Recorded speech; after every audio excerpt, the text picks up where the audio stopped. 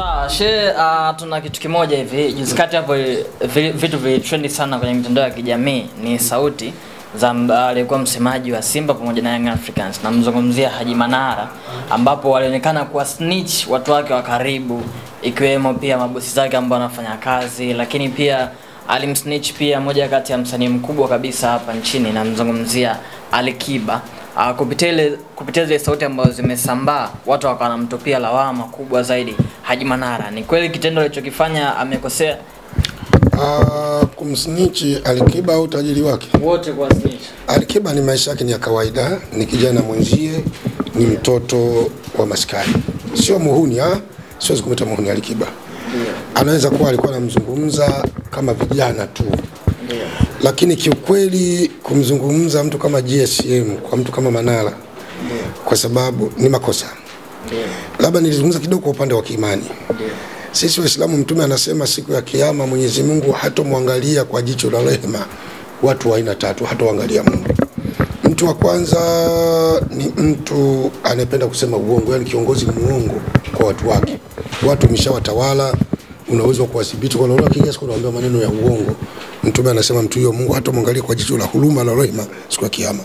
Mtu wa pili, mtu anayezini mpaka amefikia miaka 40, amevuka 40, lakini yeye ukimwambia mambo ya zinaa, mambo ya ulevi, mambo ya ufedhuli, basi anafurahi. Yule jana nimelala naye yule, mikiboko. Lakini kisafika miaka 40 sio chini kama nyinyi. Huyo mtu Mungu hatomwangalia jicho la huruma. Mtu wa tatu ni maskini jeuri. Yani wewe ni maskini lakini huna nidhamu kwa watu wenye fedha. Watu waliokuzidi kiutajiri, kimamlaka, ni kosa kubwa sana kiimani ya Kiislamu. Sio wasujudie, kuwaheshimisha. Hata ukiwa mtoto mdogo kama wewe, kijana mdogo kama wewe, na utu uzima wangu lazima nikuheshimu. Ukifika kwangu lazima nisimame, nikunyenyekee, ili nionyeshe moyo wa akili na utu kwako. Yani uonekane kwamba tajiri, mimi tajiri, huyu mtu anafaa kumpa kazi. Sasa kuna watu wajenga mimi maskini jeuri, si baba hiki na tajiri. Wewe una akili wewe? Unaua familia nje unasema maskini jeuri? Lazima tajiri kuna namna ya kuishi naye. Ndio maana nasema tajiri anuniwi. Akisema neno hata mnacheka, mnasema simumzoee tu, lakini maskini hata akisema zuri namwambia wewe fedhuli tu, weka kimya. Nini pesa? Sasa Manara, namtaja ndugu yangu Manara, kwanza historia yake ni mbaya. Sina ugomvi naye, lakini naeleza historia Manara ni mbaya. Wallahi na hapo kweli. Na ajirekebeshe. Manara sio mtoto, sio kijana. Unajua kuna umri wa ujana, watu watasema ujana ni nusu wenda wazimu. Umri wenu mimi hata nikukuta na mwanamke wewe nikikusikia umepigana, vijana tu wale bana, hebu achana nao. Umeona? Lakini umri wangu sio nikuta napigana barabarani au nimelewa na pepesuka, utasema mtu ana akili kweli? Hata nyinyi vijana mtasema wewe mzee unajiaibisha tu wewe. Au sikia nimeoa mwanamke wa miaka 20, sasa mzee na mzinifu huyu. Kusema huyo mwanamke ni eji yenu nyinyi. Manara brother alikuwa ni katibu mwenezi wa CCM. Manara, muulizeni kilichomtoa pale wakao kamtimua nini? Wakati wa Jakaya alikuwa ameshafikia nafasi yenye heshima kubwa. Manara angetulia ndani ya CCM, sasa angekuwa labda waziri. Wallahi bila angekuwa waziri au mkuu, hata mkuu wa mkoa, au angekuwa hata mkurugenzi wa wizara yote. Sababu uwezo anao wa kusema Manara. Na shule kidogo kasoma, na dini kasoma kidogo, japo kwa ana elimu, lakini anauelewa katika mambo yote ya dini na mambo ya kidunia. Manara alikuwa katibu mwenezi. Kazi yake ikawa kushinda kutwa pale, wanahitaji pale Magomeni pale nani, kwa hivi kule wanakulia milaa kule, Magomeni hapo bana, hapo umeona Magomeni pale Mwembechai kwa chini huku, lango la nani unaona, ndio alikuwa anashinda huko. Afanya nini? Mambo ya ajabu, sitaki kutoa aibu zake na mstiri haki ya Mungu. Unaona mambo ya ajabu. Imefika wakamuondoa kwenye mamlaka yake ya CCM, wakamwambia basi imetosha, acha, kwa sababu unakizalilisha chama. CCM ni chama kikubwa, kina watu wenye akili na maarifa, watu wanakiheshimu ndani na nje. Acha. Alikuwa anashinda Saigoni kule, sio Saigoni, nitapakumbuka nitakuelezeni. Kwa hiyo watu walimshangaa sana Manara, nafasi hiyo aliyoipata, watu wanaililia, watu wanaloga, wewe unafanya mzaa, katoka. Mara huku na huku nikamsikia Manara kaibukia Simba. Simba. Akaenda kazuza kwa bosi wake. Unaenda kupambana tajiri kama yule mtoto yule na nani wa Simba, mfadhili wa Simba. Mo, ukapambana na Mo. Alafu mwambie tu wewe sio tajiri. Kweli? Kwa hapo tu nikaona huyu Manara ana matatizo. Baya zaidi akawa na skendo Manara mara mkuta msikitini mtolo kavaa kanzu na kilemba eti anahutubia Waislamu. Juzi nimeona kwenye hitima ya Sheikh Ali Basale. Anazungumza mla anawaambia Waislamu. Sasa hivi na Waislamu nao mbona si watu wa hovyo sana? Lazima tuseme ukweli, si watu wa hovyo kweli. Hivi kweli Wakristo wanaweza kuwa na ujinga namna hiyo wamchukue mtu kama Manara wanahutubia? Mnapomweka mtu mbele kuhutubia watu na maana ni kioo cha jamii, waige matendo yake na tabia. Manara ukienda kwenye wanawake yumo, Manara ukienda kwenye muziki unamkuta, Manara ukienda kwenye mpira unamkuta, Manara ukienda kwenye pombe unamkuta, ukienda kwenye bingwa kuona kuacha unamkuta. Sasa huyo mtu unamhesabu ni mtu wa aina gani? Anasoma ngapi? Kwenye sigara unamkuta. Sasa unajishangaa huyu mtu atumsemi vibaya, jirekebishe. Manara anajua dini, hapendi zinaa, ndo maana anawastiri dada zetu, ndo maana anaoa. Sasa ile kuona afanye uzinifu, ile kuona kuacha, mtume dini aliona kuacha. Na mtume kasema waueni wanawake kwa mambo manne. Uongo cha sadiki. Jambo la kwanza ni uchamungu wa mwanamke. Inaonesha Manara na wanawake si wacha Mungu.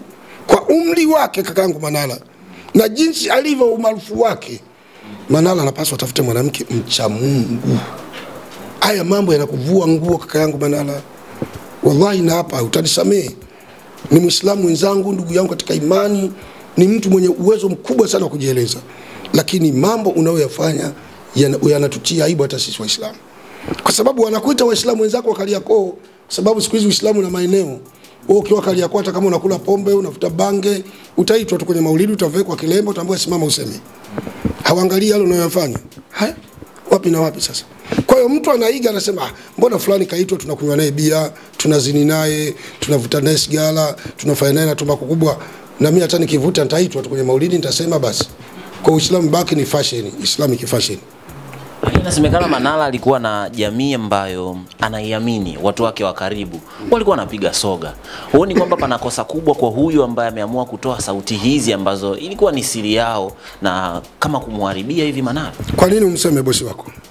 Hiyo ni siri sawa. Kwa nini utengeneze kichini chini cha kumjadili bosi wako na watu wako wa mabaya? Unafiki shekhe. Mimi nikiwa wewe napata maisha kutokana na wewe, haki ya Mungu tena nitafanya kazi kuliko ulivyonituma. Yaani nitafanya kazi ya Bwana kuliko nilivyotumwa. Ukimgusa GSM mimi ni mbogo, atasikia GSM nimevunjwa watu meno. Ili bosi aseme kweli ni naye kijana anafanya kazi, anawajibika. Wewe bosi wako unamsema ovyo ovyo, tena unasema mambo yake binafsi, mambo ya siri ya yeye na mkewe. Hiyo ni adabu kweli shekhi? Mwisho utakuja kusema kwamba nimemkuta bosi wangu mimi amelala juu ya kifua cha mkewe. Utakuja kusema. Na kwa nini mjadili bosi wako? La pili, nafikiri sasa ajifunze kutokana na jiografia.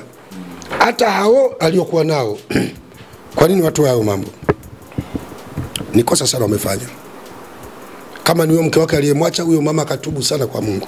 Kwa sababu binadamu ni siri. Wao wameshakuwa mtu na mume, hawalikuwa waziri, ni mtu na mke. Wameoana kwa amani, wameachana kwa kheri. Kwa nini ukamvue nguo hivyo mwenzie? Kwa hiyo wewe ulikuja kumaliza maisha. Kwa nini hata ile huruma kwamba huyu mwanaume nimelala naye kitanda kimoja, nimeshikilia tendo la ndoa, amenipa hiki, kanunulia hiki, kama tumeachana basi nimwache nisimfanyie haya mambo. Kwa nini umfanyie hayo? Huyu mwanamke alaniwe na watu wote waseme amina. Wataalamu wa mambo waliosikia ile sauti wanamtetea kwamba yawezekana sio yeye, maana sauti inayosikika ilikuwa karibu na simu ilikuwa ina rekodi ni ya mwanaume, kwa yawezekana ni marafiki zake mwenyewe Manara. Awe rafiki zake Manara, awe huyo mama, walaniwe na watu wote waseme amina. Kwa sababu hakuna kitu kibaya wallahi na hapa kama kutoa aibu ya mtu. Atakayemstiri Muislamu wenzake na Mungu atamstiri siku ya kiyama. Yale unajua shehe, katika dini yetu kuna mambo ya kumstiri mtu. Mfano shehe, nimekukuta wewe unakunywa pombe. Hiyo ni dhambi ya wewe na Mungu wako. Mimi hainihusu. Simeelewa ndugu yangu. Kama mimi nakuhurumia wewe nitakwambia bwana Bala au bwana John, acha pombe bwana, Mungu apendi. Basi. Kama hutaki kuacha, mimi hainihusu kwenda kukutangaza. Nimekukuta wewe unazini, hiyo ni dhambi yako wewe na Mungu wako. Mimi hainihusu wala haiumizi jamii. Sana nitakwambia tuacha. Nimekukuta unamsengenya mtu, wewe ni dhambi yako wewe na Mungu wako utakabiliana nao, nitakukanya. Ila kuna madhambi ya kufanyia umma public, yale lazima naweza nikakuanika. Mfano wewe ni kiongozi unahujumu umma, lazima nitakuanika. Unapotosha umma, nitakuanika sababu wewe unaumiza jamii. Kwa kuna dhambi za mtu na Mungu na kuna dhambi za Mungu na watu. Sasa hiyo ya Manara ilikuwa baina ya Manara na Mungu wake. Kulikuwa na sababu gani ya kuitoa? Na Mtume amesema alaaniwe mwenye kuamsha fitina iliyolala. Hawa watu wameamsha fitina iliyolala. Wangemstiri Manara na wallahi Mungu atawaacha siku ya kiyama. Labda wakamuombe toba kwanza Manara, wakaombe na Mungu. Hata kama Manara kafanya jambo baya, hatumungi mkono Manara. Nimeshaeleza uovu wake, lakini wanakosea. Yeah. Mmoja kati ya ujumbe ambao waliuchapisha alisema yeye ni mwanadamu na kuomba radhi ni moja kati ya busara ambao anatakiwa kuitenda. Amesema atawaomba radhi wote wale ambao amewaudhi, amewakosea katika ile sauti iliyosikika. Hii inatupa picha gani ya Manara gani mpya tena baada ya tukio hili? Kusema hivyo ameonyesha ungwana kwamba ameguswa, amekumbuka toba. Anayo haki ya kusema hivyo na ndio muungwana usema hivyo. Mimi ni msifu kwa hilo. Kama amesema atawaomba radhi, ni kweli amekubali alisema. Na anakubali alikosea. Amekiri. Basi mimi nafikiri kwa niaba wale wote aliowakwasa wamsamehe. Na kaida maisha mwanadamu niwaeleze kitu kimoja, tujifunze kitu hiki na ndio kazi ya mitume. Kusamehe watu waliokukosea, kusahau watu waliowasaidia. Ya tujifunze sana wanadamu. Kusamehe watu waliokukosea, kusahau watu uliowasaidia. Sasa sisi tuna kasumba moja, nimeshamsaidia sana yule, sasa basi. Sasa nimefika mwisho. Umefika mwisho wewe Mungu? Mbona Mungu tunamkosea kila siku? Tunazini, tunaiba, tunasema uongo, tunadhulumu, lakini Mungu anatusamehe. Na mtu anakufa anaomba radhi kwa Mungu na Mungu anamsamehe, anazikwa, anakwenda peponi au mbinguni. Wewe kwa nini ushindwe kumsamehe Haji Manara? Alafu useme Muislamu? Hata ukiwa Mkristo ndio kazi. Na Wakristo wana sala moja wanasema hivi: Baba yetu uliye mbinguni, jina lako litukuzwe, ufalme wako uje, mapenzi yako yatimizwe hapa duniani kama mbinguni. Utusamee makosa yetu. Sasa kama tunavyosamehe, sasa kwa nini hatutaki kusamehe? Na kazi ya mitume ilikuwa ni kusamehe. Yesu anasema kupigia shavu la kushoto mgeuze na kulia, akunyang'anyie kanzu mwachie na joho. Na Mtume sallallahu alaihi wasallam anasema kusamehe ni bora kulipa kisasi. Umbea ukichini chini, roho mbaya. Ndio Afrika tuko hivyo. Mzungu hana time hiyo. Watu weupe wastaarabu sana kaka.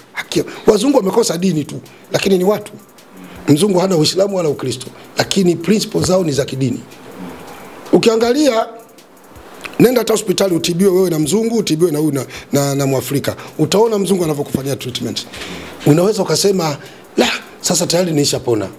Nenda kwa Mwafrika anavyokutibu. Utafume ingia kambi ya jeshi anavyokukomandi. Lala vizuri bwana. Na mambo mengi. Sasa wewe ulichagua taaluma hii ya tiba. Mishahara yetu tunalipwa midogo. Ulichagua hii kama midogo, acha. Si basi. Kwa hiyo kuna rais mmoja nchi moja nilimsikia anawaambia askari wake, akia Mungu anamwambia jamani, anayetaka kazi ya askari polisi mkono juu, polisi. Wakanyosha, anasema asiyetaka ashushe chini, aloweke silaha yetu na uniform zetu aondoke. Kama mshahara anaona utoshi, aweke kombati zetu hapo, aliweke na aondoke. Hatumlazimishi mtu. Kwa hiyo mmelizika na mshahara, fanyeni kazi. Sasa huu ndio Afrika. Naam.